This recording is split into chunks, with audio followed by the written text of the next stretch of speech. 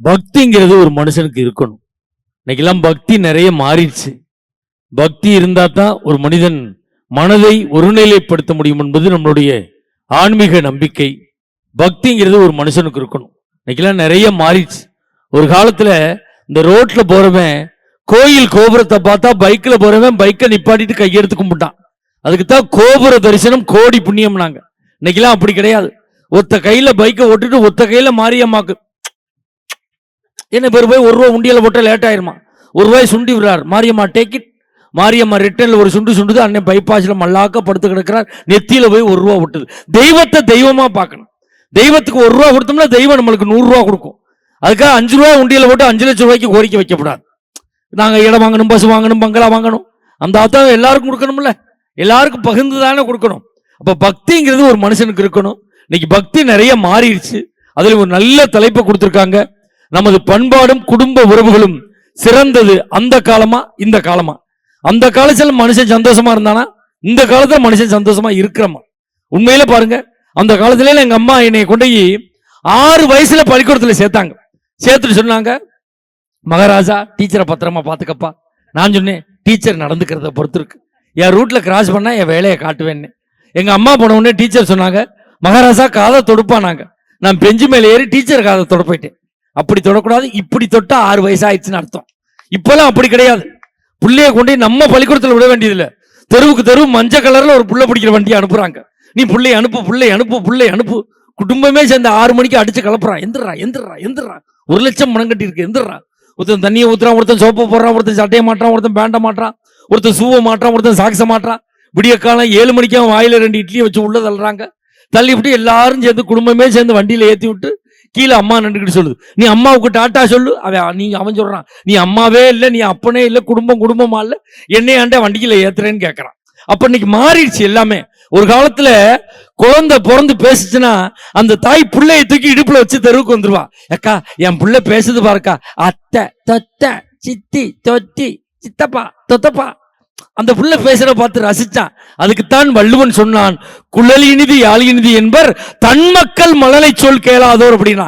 எங்க நம்ம புள்ள பேசிட்டான், என்ன பண்றது? இப்ப அப்பா அப்படி, இப்ப எப்படி? எங்க நம்ம புள்ள பேசிட்டான், என்ன பண்றது? ஸ்கூல்ல கொண்டு விட்டுரு. அங்க மிஸ் சைலன்ஸ், பேசக்கூடாது. பேச வேண்டிய வயசுல பிள்ளைய பேச விடாம பண்றோம். அவன் அதனாலதான் இவ்வளவு சிக்கல் இன்னைக்கு நடந்துகிட்டு இருக்கு. பிள்ளைகளை பேச விடணும், பேசுறத பார்த்து ரசிக்கணும்.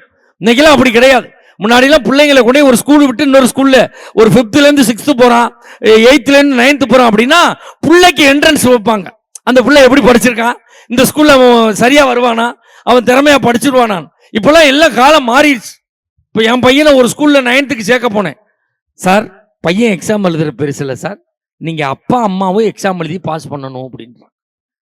என் பையன் சொல்றான், அப்பா பட்டிமன்றம் போய் என் வாழ்க்கையை கெடுத்துறாதப்பா, எப்படியாவது பாஸ் பண்ணி என் வாழ்க்கையை சேர்த்து கொடுப்பா.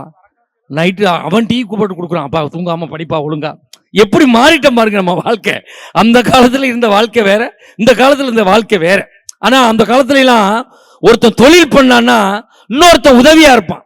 ஒருத்தர் ஒரு தொழில் செஞ்சாருன்னா இன்னொருத்தர் இன்னொரு தொழில் செய்வார், இன்னொருத்தர் இன்னொரு தொழில் செய்வார். ஆனா அப்படித்தான் வாழ்ந்தாங்க. இன்னைக்கு அப்படி கிடையாது. ஒருத்தன் ஒரு தொழில் பண்ணிட்டானா அதுல வருமானம் வருதா, அதுக்கு பக்கத்துல இன்னொரு அதே மாதிரி ஆரம்பிக்கிறான். அவன் பண்ற தொழில நம்மளும் பண்ணனுங்கிறான். அப்படிதான் என்ன பண்ணிருக்காங்க அந்த காலத்துல. ஒரு ஊர்ல ஒரு வெங்காய வியாபாரியும் வெள்ளை பூண்டு வியாபாரியும் இருந்திருக்காங்க. இந்த வெங்காய வியாபாரி வெளிநாட்டுல போய் வெள்ளை பூண்டு வெங்காய வியாபாரம் பண்றவர், கப்பல் நிறைய வெங்காயத்தை ஏத்திக்கிட்டு போய் இன்னொரு நாட்டுல வியாபாரம் பண்ண போயிருக்காரு. இடையில கப்பல் ரிப்பேரா போய் ஒரு தீவு கிட்ட அந்த கப்பல் நின்றுச்சு. நின்ற உடனே பார்த்திருக்கான் அந்த வியாபாரி, இன்னும் 2 நாள் இந்த கப்பல் இங்கே நின்றா வெங்காயம் பூரா அழுகி போயிடும், இந்த தீவுல வியாபாரம் பண்ணிடுவோம் அப்படின்னு 4 வெங்காய மூடையை கொண்டு அந்த தீவுல வச்சுக்கிட்டு வெங்காயம் கத்திருக்கான். அந்த தீவுல உள்ளவங்க வெங்காயத்தை பார்த்ததே இல்லை. அவன் பார்த்திருக்கான், என்னதுன்னு கேட்டிருக்கான். வெங்காயம் தெரியல. அந்த நாட்டு அந்த தீவினுடைய அரசர்கிட்ட போய் இதை வித்துருவோம்னா அவர்கிட்டையும் போய் வெங்காயம் வாங்கிக்கலான்னு கேட்டிருக்கான். அவருக்கு வெங்காயத்தை பத்தி தெரியாது. இவன் உடனே என்ன பண்ணா, வெங்காயத்தை கூட்டு வச்சான், சாம்பார் வச்சான், பொரியல் பண்ணான். இப்படி வெங்காயத்தை போட்டு எல்லாம் செஞ்சு மன்னர்கிட்ட கொடுத்தான். அவர் சாப்பிட்டு பார்த்துட்டு, ஆகா அருமையான டேஸ்ட், இது மாதிரி டேஸ்டா ஒரு பொருளை பார்த்ததே இல்லை, எல்லாத்தையும் இறக்கணும். மொத்த வெங்காயத்தை அந்த மன்னர் இறக்கிக்கிட்டு கேட்டிருக்காரு, இதுக்கு பதிலாக உனக்கு என்ன வேணும்னு கேட்டிருக்காரு. நம்மால் என்ன பண்ணியிருக்கான், உங்க நாட்டிலே எது விலை உயர்ந்ததோ அதை என்கிட்ட கொடுங்க அப்படின்னு இருக்காங்க. அந்த நாட்டிலே விலை உயர்ந்தது தங்கம். ஒரு மூட்டை வெங்காயத்துக்கு ஒரு கட்டி தங்கம் கொடுத்துருக்கான் அந்த ஆள். தங்கத்தை பூரா ஏத்திக்கிட்டு நம்ம ஆள் வந்துட்டான். வந்த உடனே இந்த வெள்ளைப்பூண்டு வியாபாரி பார்த்தான், என்னடா வெங்காயத்தை ஏத்திக்கிட்டு போனான், இப்போ கோடீஸ்வரன் ஆயிட்டானேன்னு அவன்கிட்ட போய் கேட்டிருக்கான். என்ன அப்படின்னு, இப்படி கப்பல் நின்று போச்சு, ஒரு தீவுல போய் இதெல்லாம் வித்தேன், பூரா தங்க கட்டியாக கொடுத்தாங்கன்னு உடனே ஒருத்தன் செஞ்சா தான் இன்னொருத்தனுக்கு பிடிக்காத, நம்ம ஆளு வெள்ளைப்பூடை ஏத்திட்டான், இப்போ கப்பல் நிறையா.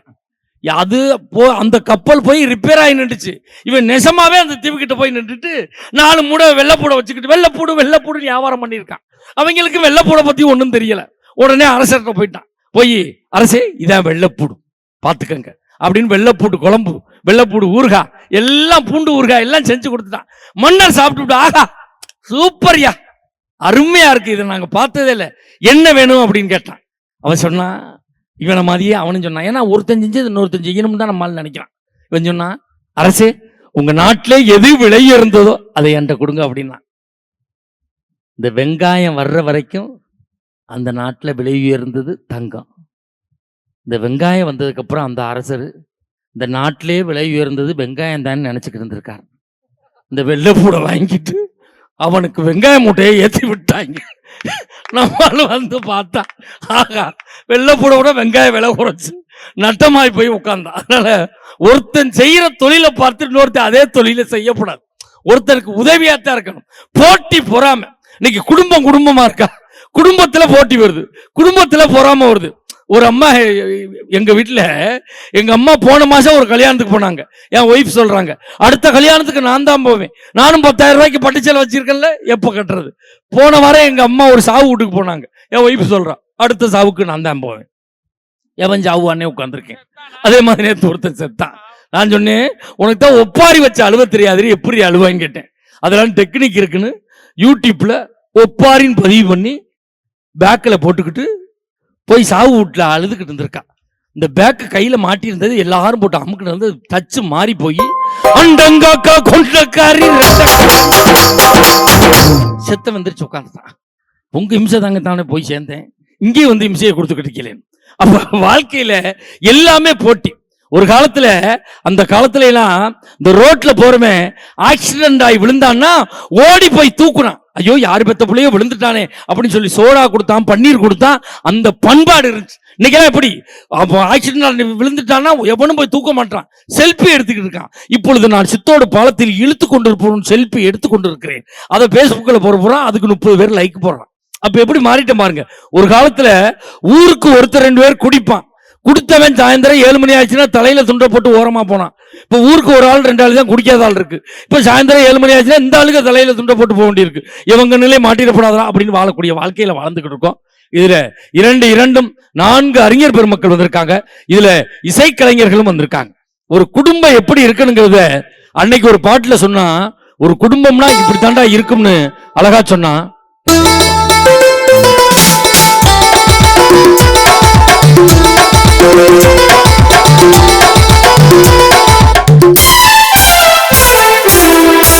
சொட்டு தேனை போல் சொல்லும் வார்த்தைகள், பட்டு பூவை போல் பாடும் வார்த்தைகள்.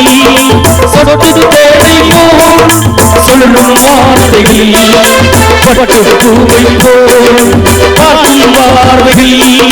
சொர்க்கம் தேடி செல்லட்டும் ஆசை எண்ணங்கள், சொர்க்கம் தேடி செல்லட்டும் ஆசை எண்ணங்கள்.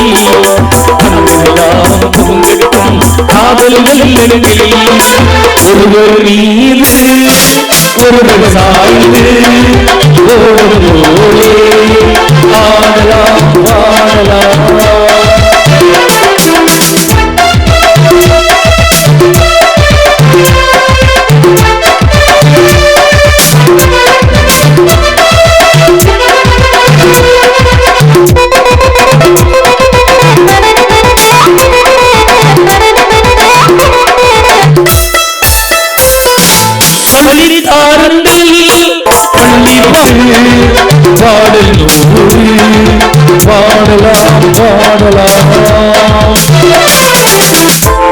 கைதட்டு மட்டும் கொடுங்க, அதுதான் எங்களுக்கு ஒரு மன சந்தோஷம். ஏன்னா நாங்க ஒவ்வொரு நாளும் ஒவ்வொரு ஊர் போறோம். இந்த மனக்கவலைகள், எங்களுடைய உடல், அந்த உபாதைகள் இதெல்லாம் நீங்க குடிக்க கைதட்டல் தான் எங்களை வாழ வைக்கும். ஏன்னா அப்பப்ப கைதட்டி விட்டீங்கன்னா எங்களுக்கு ஒரு மகிழ்ச்சியா இருக்கும். இதுல இரண்டும் 4 அறிஞர் பெருமக்கள் வந்திருக்கிறார்கள். நமது குடும்ப உறவுகளும் பண்பாடும் சிறப்பாக இருந்தது அந்த காலம்தான் என்றன்னைக்கு தலைமையேற்று வருகின்றிருக்கக்கூடியவர்.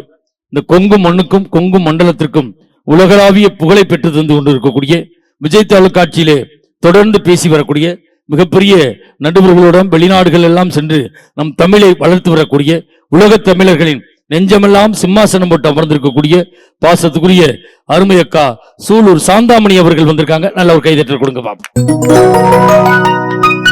அவருக்கு இணையும் துணையுமாக பேச வந்திருக்கக்கூடியவர் விஜய் டிவி கலக்கப்போது யார் புகழ், சன் டிவி காமெடி ஜங்ஷன் புகழ், கலைஞர் தொலைக்காட்சியினுடைய தில்லுமுள்ளு புகழ், ஜெயா தொலைக்காட்சியினுடைய காமெடி கிளப் புகழ், பட்டிமன்ற உலகத்தினுடைய முடிசூடா மன்னனாக வலம் வரக்கூடிய கொங்கு மண்ணுக்கும் கொங்கு மண்டலத்திற்கும் உலகளாவிய புகழை பெற்று தந்து கொண்டிருக்கக்கூடிய சமீபத்திலே விஜய் தொலைக்காட்சியிலே வந்து கொண்டிருக்கக்கூடிய குக்கு வித் கோமாளி என்ற ஒரு அந்த தொடரிலே முக்கியமான பங்கு ஏற்றிருக்கக்கூடிய பாசத்துக்குரிய அருமை மாப்பிள்ளை தூரன் KR மஞ்சுநாதன் அவர்கள் வந்திருக்காங்க. ஒரு கைது.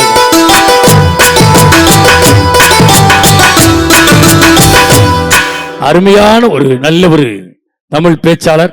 இல்லை குடும்ப உறவுகளும் பண்பாடும் சிறப்பாக இருந்தது இந்த காலம்தான் என்ற அணிக்கு தலைமையேற்று வந்திருக்கக்கூடியவர். சேலம் வைசியா கல்லூரியிலே ஏறக்குறைய 13 ஆண்டு காலம் கணிப்பொறியியல் துறை தலைவராக பணியாற்றி தன்னுடைய திறமையின் காரணமாக மாலத்தீவில் இருக்கக்கூடிய ஒரு கல்லூரியிலே 2 ஆண்டுகள் பணியாற்றி தற்சமயம் நன்னிலம் அரசு கலைக்கல்லூரியிலே பேராசிரியராக பணியாற்றி வரக்கூடிய கணிப்பொறியியல் துறையிலே டாக்டர் பட்டம் பெற்றிருக்கக்கூடிய பேராசிரியர் டாக்டர் அபு அவர்கள் வந்திருக்காங்க.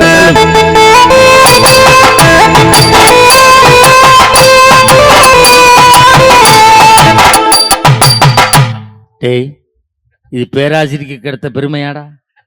ஒரு பேராசிரியர் அறிமுகப்படுத்தின சொப்பன சுந்தரி பாட்டா போடுறான். ஐயா நீங்க என்னத்தை சாப்பிட்ட, கோழி சாப்பிட்டியா, என்ன சாப்பிட்டின்னு தெரியலையடா, இந்த சுத்துதடா, நாட்டுக்கோழி சாப்பிட்டியோ, அதான் அந்த பரிபரிக்கிற.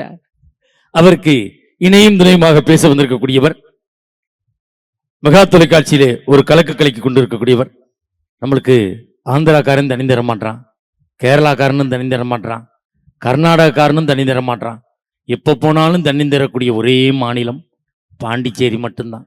அப்பா வேணுமா, புல்லா வேணுமா, எல்லாம் கொடுக்குறான். பாண்டிச்சேரியிலிருந்து வருகை புரிந்திருக்கக்கூடிய எங்களுடைய பட்டிமன்ற யூடியூப் சேனலில் ஒரே வாரத்தில் 1,40,00,000 ரசிகர்களை பெற்றிருக்கக்கூடிய பாசத்துக்குரிய பாண்டிச்சேரி கௌதமி அவர்கள் வந்திருக்காங்க. நல்ல ஒரு கைதில்.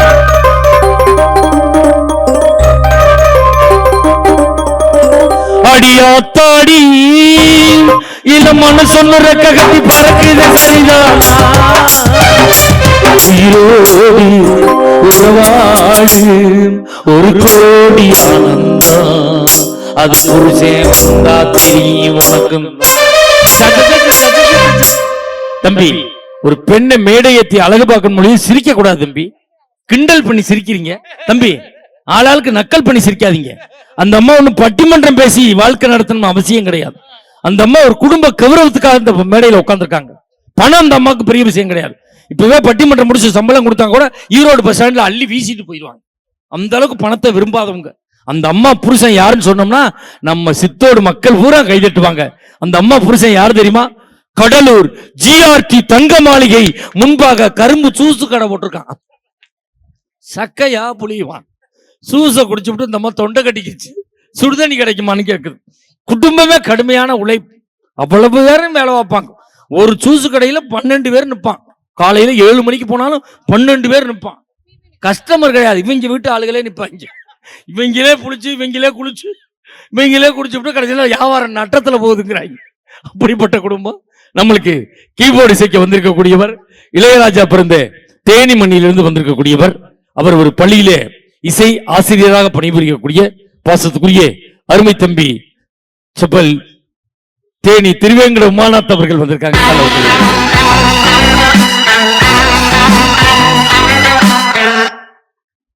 எல்லாருக்கும் வாதிச்சார் தம்பி, ஆனா அவருக்கு வாதிச்ச முடிஞ்சா? இதான் விதி பலன்கிறது. நம்ம யாருக்கு வேணாலும் வாசிக்கலாம், ஆனா நம்மளுக்கு இன்னொருத்தன் தான் வாட்ச் ஆகுது. இதான் உலக நியதி. அதுபடிதான் தம்பி உட்கார்ந்துருக்காரு. நம்மளுக்கு ரிதம்பேட் இசைக்கு வந்திருக்கக்கூடியவர் சென்னையிலே விஜய் தொலைக்காட்சியிலிருந்து வருகை வந்திருக்கக்கூடியவர். இவர் ஒரு இன்றைய ஆண் சமுதாயத்துக்கு ஒரு முன் உதாரணமானவர் இவர்.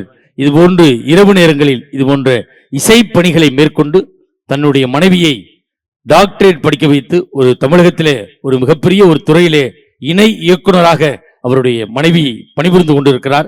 அந்த அளவுக்கு குடும்பத்தை உயர்த்தி இருக்கக்கூடிய சென்னை விஜய் தொலைக்காட்சியிலும் வந்திருக்கக்கூடிய அருமை தம்பி இளமோகன் அவர்கள் வந்திருக்காங்க. நல்ல ஒரு கைதட்டல் கொடுங்க பாப்போம். அருமையை ரசிக்கிறீங்க. எங்களையும் யூடியூப்பில் படம் எடுத்துக் கொண்டிருக்கக்கூடிய கொங்கு மஞ்சுநாதன் யூடியூப் சேனலுடைய மேலாளர் கீனா அவர்களுக்கும், கிராமத்து பட்டாதாரி யூடியூப் சேனலுடைய மேலாளர் கிருஷ்ணா அவர்களுக்கும் நெஞ்சார்ந்த நன்றிகளை சொல்லி, அருமையான ஆடியோ பேர் என்னையா? Karthik sound system. நீங்க தான் ஆபரேட்டரா? கல்யாணம் ஆயிடுச்சா? ஆகல, அதான் சிரிக்கிற. ஆயிருந்தா தெரியும் என்னது எங்க போய் என்ன நிலைமையில உட்காந்துருக்கியோ தெரியல. ஆகாதனால சந்தோஷமா உட்காந்துருக்கேன். உண்மையிலே இந்த கொங்கு நண்பர்கள் நற்பணி மன்றம் நீங்க காலையிலே வந்ததிலிருந்து எங்களுக்கு உண்மையிலே அருமையா எங்களை உபசரித்து எங்களுக்கு காலை உணவு, மதிய உணவு, இரவு உணவு வரைக்கும் எங்களுக்கு தேவையான வசதிகளெல்லாம் செய்து கொடுத்து ஒரு விருந்தினர்களை எப்படி உபசரிக்க வேண்டும் என்ற ஒரு பண்பாடோடு நடந்து கொண்ட இந்த கொங்கு நண்பர்கள் நற்பணி மன்றத்தைச் சேர்ந்த அனைத்து நல்ல உள்ளங்களுக்கும் நெஞ்சார்ந்த நன்றிகளை சொல்லி முதல் வாதத்தை தொடங்குவதற்காக உங்கள் கைதட்டலோடு நீங்கள் எதிர்பார்த்துக் கொண்டிருக்கக்கூடிய பாசத்துக்குரிய அருமை மாப்பிள்ளை தூரன் KR மஞ்சுநாதன் அவர்கள் உங்கள் கைதட்டலோடு வருகிறார். நல்ல ஒரு கைதட்டல் கொடுங்க பாப்போம்.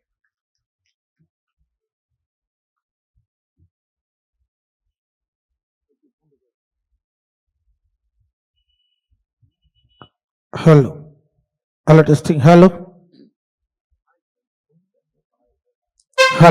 check. Hello நான் சிவசிவானு சிவனவருந்து எல்லோ சிவபாதஞ்சரணமிட்டு முன்னவருந்து எல்லோ மும்பாதஞ்சரணமிட்டு அத்தான் அடுப்பளத்துக்கு அறி நல்லதொரு மாறியே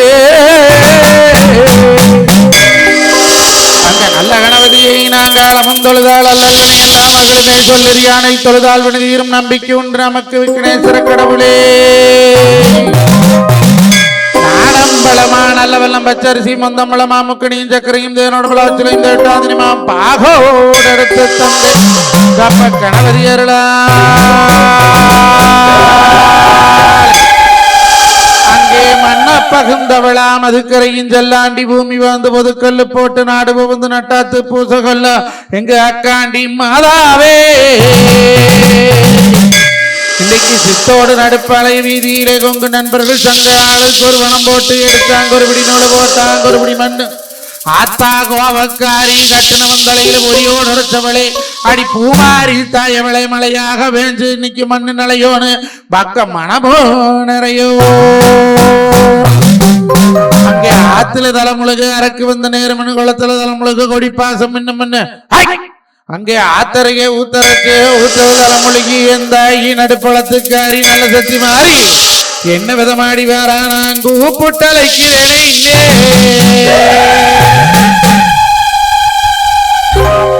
அல்லை கட்டுமா தாயே அல்லை கட்டுமா அவ கதங்கையலு வர அல்லை கட்டுமா அல்லை கட்டுமா தாயே அல்லை கட்டுமா அவ கதங்கையலு வர அல்லை கட்டுமா.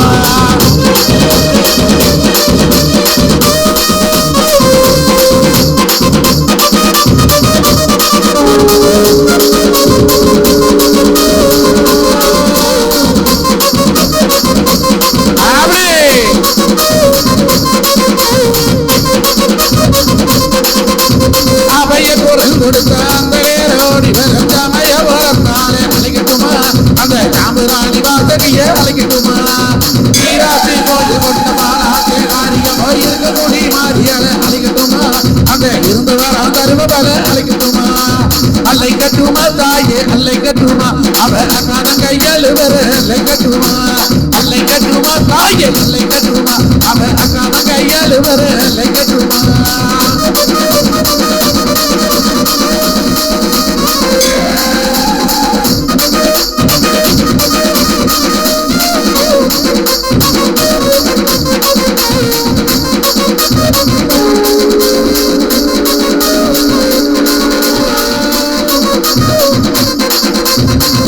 கருவலைய வெங்கலமாக்கி அங்கே நெய்யூசி நான் மலர்த்தி சின்ன மொழியே கருவலைய வெங்கலமாக்கி அங்கே நெய்யூசி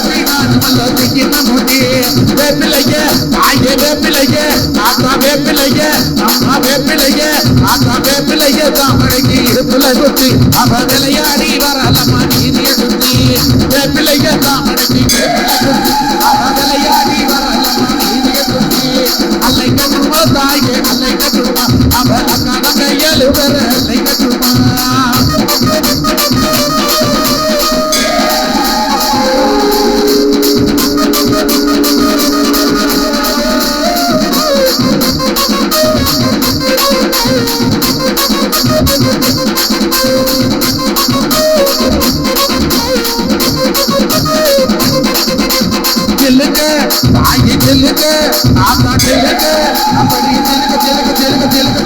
அப்படி வரலே ஆரியமா தெரிஞ்சுக்கிட்டே அடி வரலே பறந்து பறந்து வரலே ஆரியமா பரமா கொண்டு வரலே மஞ்ச போட்டமா காரி மயில முதல காரி தாங்க நடந்து காரி தருமம் உள்ள பத்திரி அங்க போட்டு முடியோடு உனக்கு மல்ல ஆகி செல்லுங்க ஆத்தா செல்லுங்க அப்படி செலுக்க செலுக்க செலுக்க செலுக்க செலுக்க செலுக்க செலுக்க செலுக்க செலுக்க செலுக்க வரலே ஆரியமா வரலே பறந்து பறந்து வரலே ஆரியமா பரமா வரலே